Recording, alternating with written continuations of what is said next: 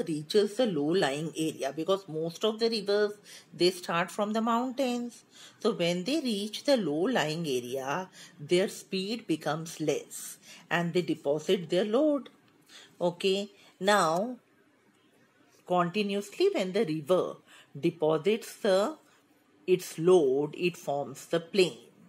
Some of the largest plains in Asia, they are formed by rivers like Brahmaputra and Ganga. Okay. Now, many plains, they are also formed by the movement of glacier and wind. There's types of plains.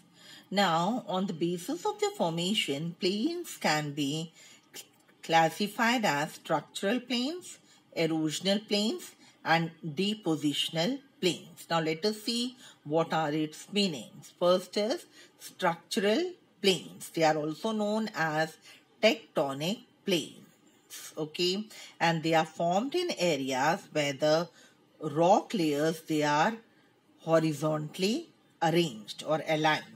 Okay. Next is erosional plains. These are the plains which are formed as a result of the continuous erosion activities, okay, by the agents of erosion like wind, water, etc. Now the third one is the depositional plains.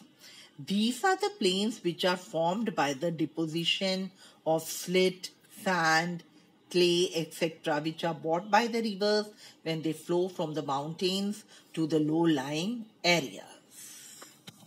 The importance of plains.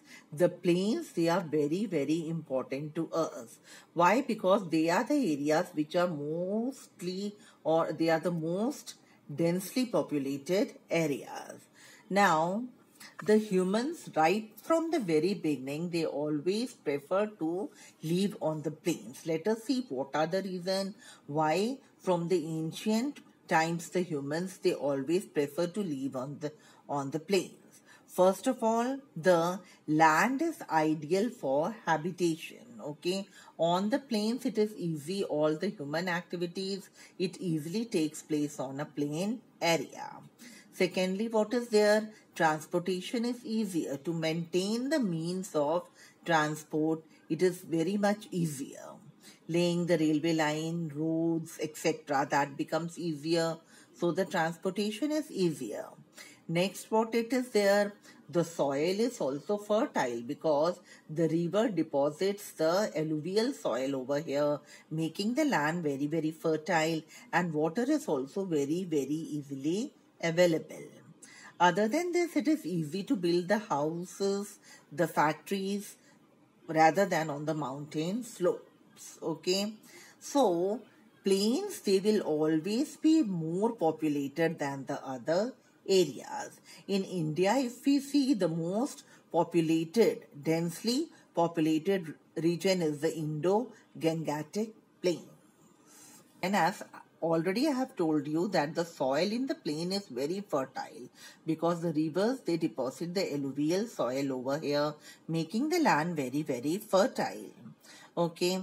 Now, since the land is fertile, cultivation is also easier as compared to the mountains and the plateaus, because in the plains we don't have any slopes and all, so the soil is not washed away, or the water is not washed, or the water, it does not move fast. We can store the water, etc. Move on to landforms and people. Now see children, people, they live in different landforms on the surface of the earth. And according to the landform, the people, they change themselves, okay, according to the landform and the climate.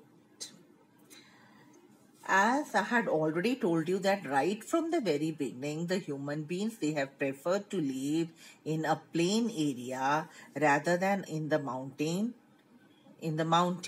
okay.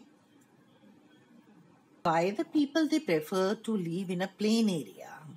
It is so many reasons behind it. First of all, it is easier to cultivate the land, okay, or it is easier to grow crops. Other than this, building houses is also easier. Then building the transport network system is also easier than the mountain. Other than this, you might have seen that in the hill station, all the areas, they are not connected by the roads. In order to reach their destination, people, they have to walk long distances, which is also one reason why the people, they prefer to live in the plains. But in the plains, what is there? Most of the areas have roads and infrastructure. In the mountain, building houses is also difficult because before building the house, we have to level the land.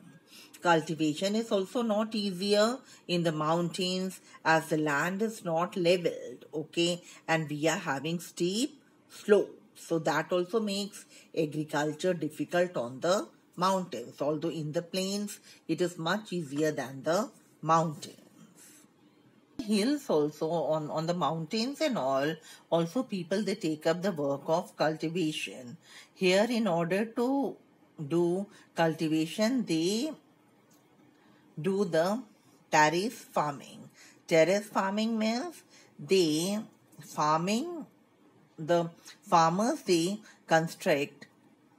So children, in the mountains and all, people, they take to terrace farming. Now what is the meaning of terrace farming? It involves constructing graduated steps to do the farming because it prevents the water flowing out. Hence, so we can make out that living in the plains is much easier than living in the mountains. But still, many people, they live in the mountains.